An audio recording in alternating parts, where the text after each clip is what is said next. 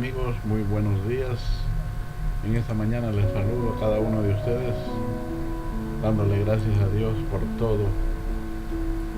Gracias por sus bendiciones, gracias por el cuidado de nuestras vidas. A los divinos ángeles, aquellos que están para cuidar.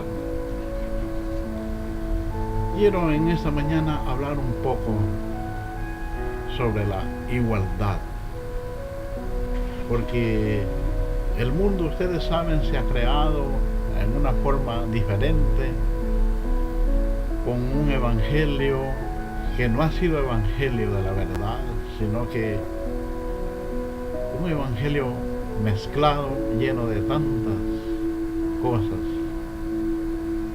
de tantas situaciones, de que más bien han dado más que hablar que de decir que han hecho las cosas buenas. Me refiero, por ejemplo, a la Iglesia Católica, que tiene el banco italiano, que tiene el Banco de Roma, el banco más grande del mundo.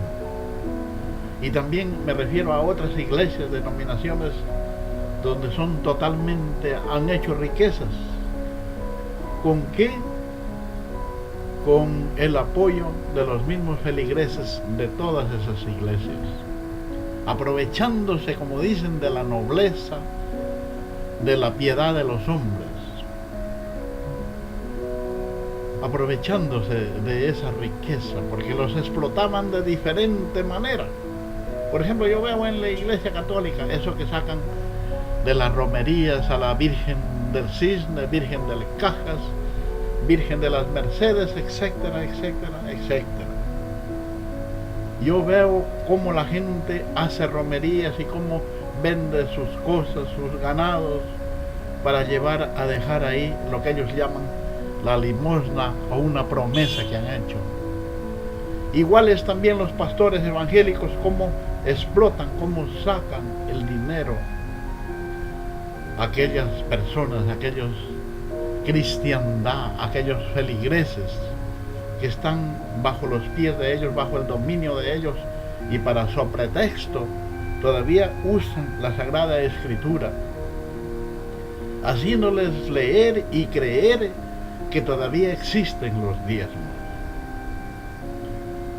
Aunque todo eso también se hizo por fe y por gracia, como hablo yo del siervo Abraham, el mejor amigo de Dios, que él, es verdad que él dio los diezmos, pero dice que él dio los diezmos del botín, pero ahí fue otra cosa. Y también Dios enseñó al pueblo de Israel a dar los diezmos, pero ahí habían 12 familias y había una familia que no tuvo heredad, que ustedes saben muy bien que fue la tribu de Leví. Entonces Dios escogió a la tribu de Leví para dejarle sin heredad, pero en cambio ordenó al pueblo a que se le dé los diezmos de todo a esta tribu, que viene a ser lo mismo. Pero aquí la Biblia dice que Jesucristo vino a este mundo a traernos la vida, a traernos la salvación gratuitamente, y que Él no vino de la tribu de Judá. Yo le hago una invitación a cada uno de ustedes a que lean en el libro de los Hebreos el capítulo 7, y ahí habla bien claro, y el escritor dice que de él no se habló nada al respecto de los diezmos. De esa tribu vino el Señor Jesús, de la tribu de Judá. Entonces, todavía dice que Cristo, Él vino a cumplir la ley a cabalidad. Y Él no negó, Él dijo: ustedes diezman del eneldo, de la menta, del comino, a los fariseos, pero han dejado lo mejor, el amor y la misericordia. Porque en esto habían ahí en Jerusalén, en Israel, esta religión de los fariseos, que ellos eran tan estrictos a guardar la ley de Dios, y ellos en todo esto se cuidaban, pero se hicieron tan extremistas que a la hora y lora descuidaron el amor y la misericordia. Por eso cuando Cristo perdonó a la mujer adúltera y agachó su cabeza Y los fariseos, los ancianos de Israel le comenzaron a decir: ¿cómo tú estás infringiendo la ley? Entonces Cristo alzó a mirar y dijo: cualesquiera de ustedes que esté sin pecado, arroje la primera piedra. Y nuevamente agachó su cabeza en señal que Dios estaba viendo del cielo a la tierra, y escribía. Y cuando alzó a ver, no había ninguno de ellos, sino solo la mujer que él le había perdonado. Porque dice que los fariseos le habían traído a esa mujer en el acto mismo del adulterio, la habían hallado y la trajeron para preguntarle a Jesús. Porque Jesucristo era la vida, Él era la paz, Él era la salvación, el camino. Por eso Él dijo: yo soy el camino, la verdad y la vida. Nadie viene al Padre si no es por mí. Y por eso le llevaban para tentarle. Cuando Jesucristo vio esto, que la gente mejor optó por retirarse, dice que le dijo a la mujer adúltera: ni yo te condeno, vete y no peques más. Porque en ese tiempo todavía había pecado, porque todavía Cristo no había ido a la cruz del Calvario y todavía los pecados no eran llevados. Por eso Juan el Bautista dijo, cuando lo vio a él que venía, dijo: este es el Cordero de Dios que quita el pecado del mundo. Porque todavía no lo quitaba, pero cuando Jesucristo murió en la cruz del Calvario y resucitó, es ahí cuando quita, por medio del sacrificio de Él, que fue como un cordero inmolado a la cruz del Calvario, quitó el pecado de en medio, según Hebreos 9:26. Y por eso viene el apóstol Pablo, Dios lo escoge, el apóstol Pablo, y el apóstol Pablo dice: hijitos, no hay pecado. Ya no estamos bajo la ley, sino bajo la gracia de Dios. Y ninguno es salvo por las obras de la ley, sino por gracia de Dios. Por gracia de Dios sois salvos por medio de la fe. Y esto no de vosotros, pues es un don de Dios, no por obras, para que nadie se gloríe. Eso, ahí está la diferencia. Ustedes en cambio ven a los otros apóstoles como Santiago, Juan, Pedro. Ellos hablan, Santiago habla de obras, Juan habla de pecado y Pedro habla del diablo. Pero todo esto ya quedó abolido cuando Cristo murió en la cruz del Calvario. Por eso nunca vamos a comparar a los 12 apóstoles que son iguales como Pablo.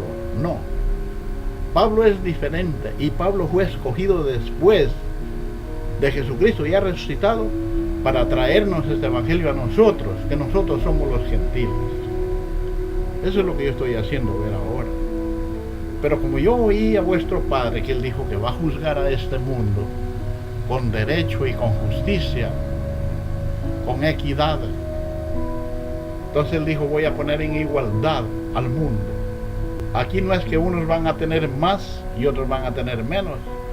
No, cuando Él comience a juzgar, va a juzgar con derecho. Así lo dijo el dragón. Yo les voy a hablar clarito. El Dios que ya se está manifestando ahora, que es el dragón, Él lo dice así. Todos los días lo está hablando y lo está escribiendo en el internet, que Él va a gobernar con justicia y con igualdad de derechos. Y para eso quiero leer una parte de las Sagradas Escrituras en la segunda carta a los Corintios, el capítulo 8, desde el verso 11 hasta el 15, que dice así, de esta manera: ahora pues, llevad también a cabo el hacerlo, para que no como estuvieses prontos a querer, así también lo estéis en cumplir conforme a lo que tengáis. Porque si primero hay la voluntad dispuesta, será acepta según lo que uno tiene, no según lo que no tiene. Porque no digo esto para que haya para otros holgura y para otros estrechez, sino para que en este tiempo, con igualdad, la abundancia vuestra supla la escasez de ellos, para que también la abundancia de ellos supla la necesidad vuestra, para que haya igualdad. Como está escrito, el que recogió mucho no tuvo más, y el que recogió poco no tuvo menos. Entonces a esto me quiero referir, a lo que el apóstol Pablo habla de la igualdad de derechos. Eso es muy importantísimo,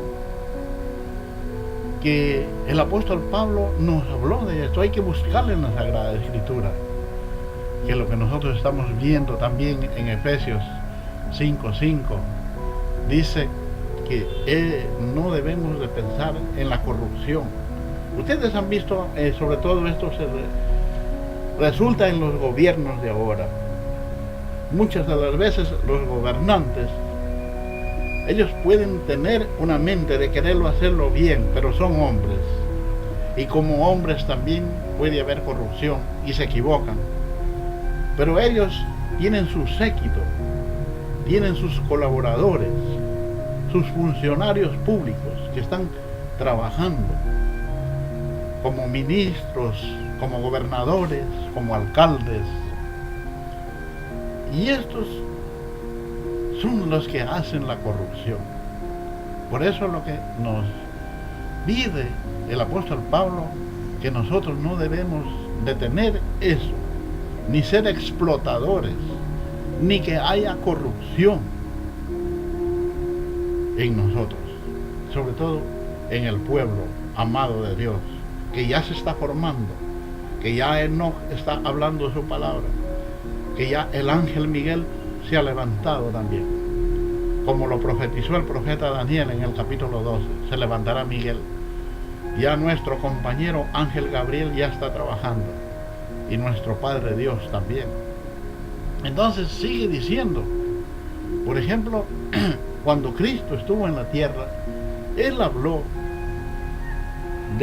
muchísimo de esto. Y Jesucristo no predicó, pero Él habló las cosas por parábolas, por alegorías. Pero en una parábola habló del hombre rico. Y dijo el hombre rico, yo todo esto he guardado, cuando él... Y no fue una parábola, fue que él vino a preguntarle, ¿qué debo de hacer para ser salvo? Y él le dijo, reparte todos los bienes a los pobres y tendrás un seguro tesoro en el reino de los cielos. Y dice que el rico, en lugar de ponerse alegre, se puso triste, porque cuando Jesucristo le nombró los mandamientos, él dijo, yo todo esto lo he guardado desde mi juventud. Pero cuando le ordenó que venda sus bienes y los reparte entre los pobres, se puso triste. Entonces Cristo movió la cabeza y dijo, cuán difícil es que un rico entre al reino de los cielos. Es más fácil que un camello pase por el ojo de una aguja que un rico entre al reino de los cielos. Dice que los discípulos se escandalizaron entre ellos mismos y dijeron, bueno, entonces ahí nadie va a poder entrar al reino de los cielos.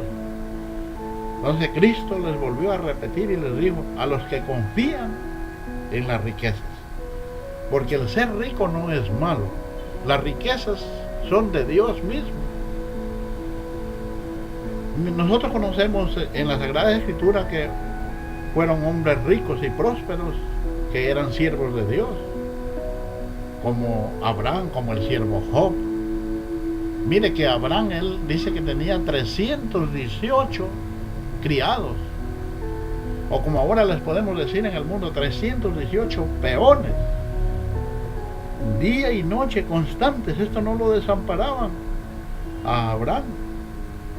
Y así vemos como el rey Salomón, el rey David, fueron hombres demasiadamente ricos.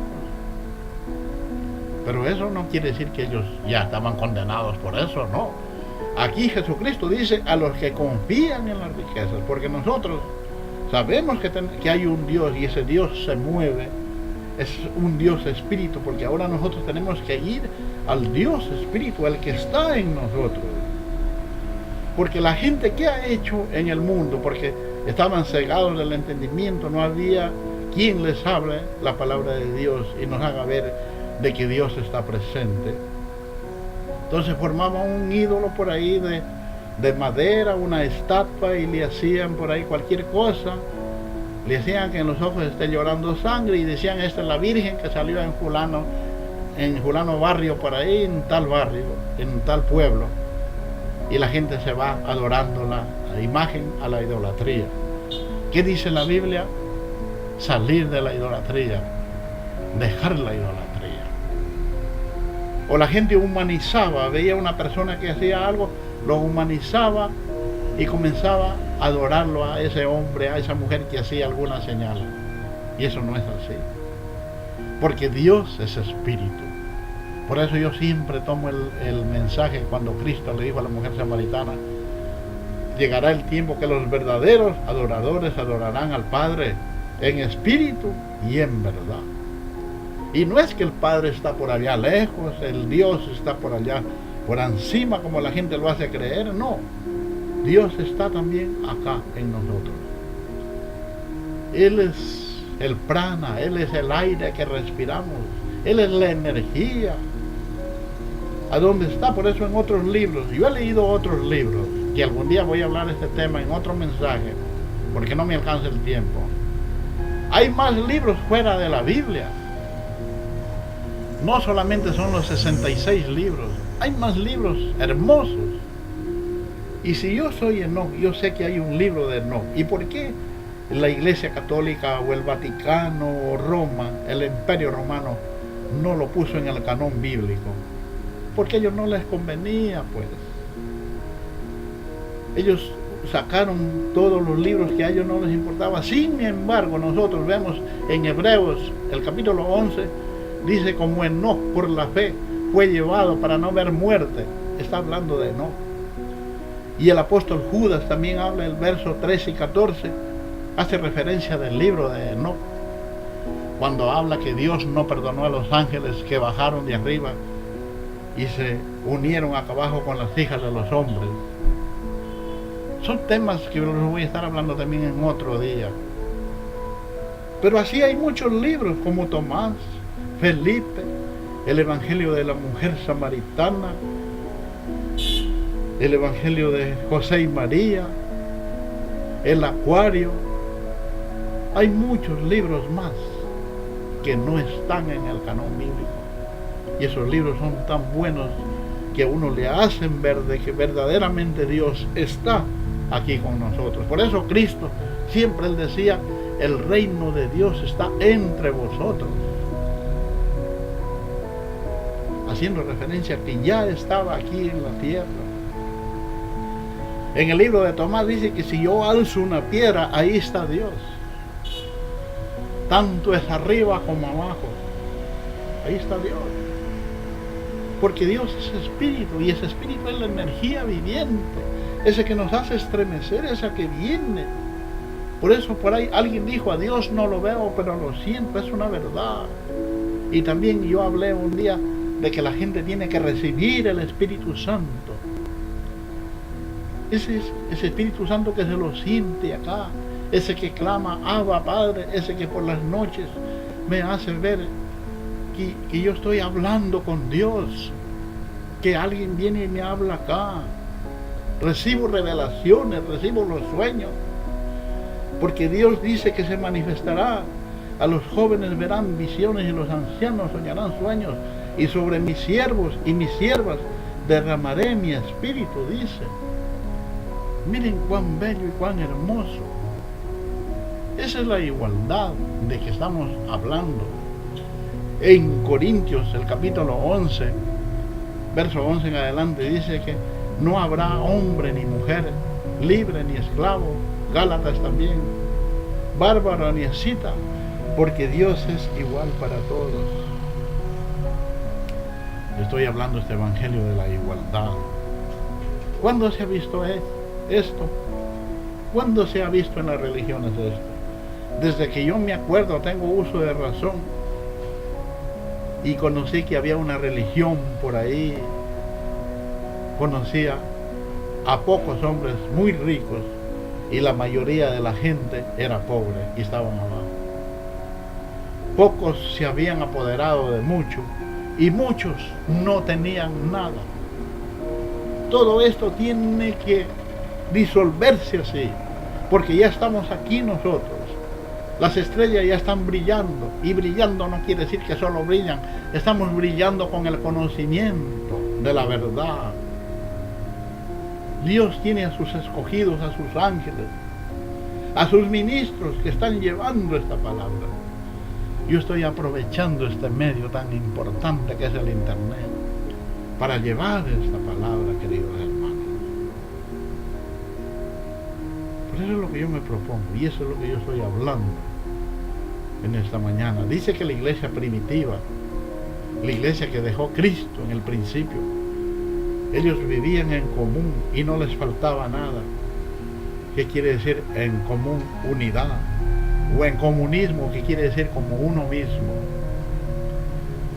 Dice que vendían sus tierras, sus casas, sus propiedades y la traían y la ponían al pie de los apóstoles y no les faltaba nada. Pero ¿qué pasó? Que esto se acabó. Después vino el apóstol Pablo como el perito arquitecto.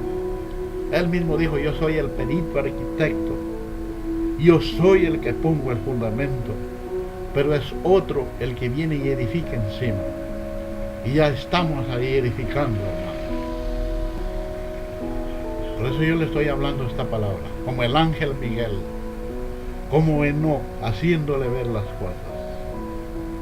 Esto es lo que yo he traído en esta mañana, estas pequeñas reflexiones, pero precisas y humildes, que llegan al corazón del hombre, de la mujer, de sus dioses que ya están en todo el mundo. Yo escucho por ahí a dioses que están hablando la palabra día y noche, escúchelo nomás. Hay muchas radios, hay muchos canales que se están llevando esta divina palabra, y por el internet, así como yo lo estoy llevando, haciendo conocer estos códigos, esta palabra a cada uno de ustedes. Bueno, mis queridos bendecidos, yo me despido en esta mañana dándoles las gracias por haberme estado escuchando. Estaré con ustedes hasta otra oportunidad, si así es que se tenga que hacer. Muy buenos días, permiso.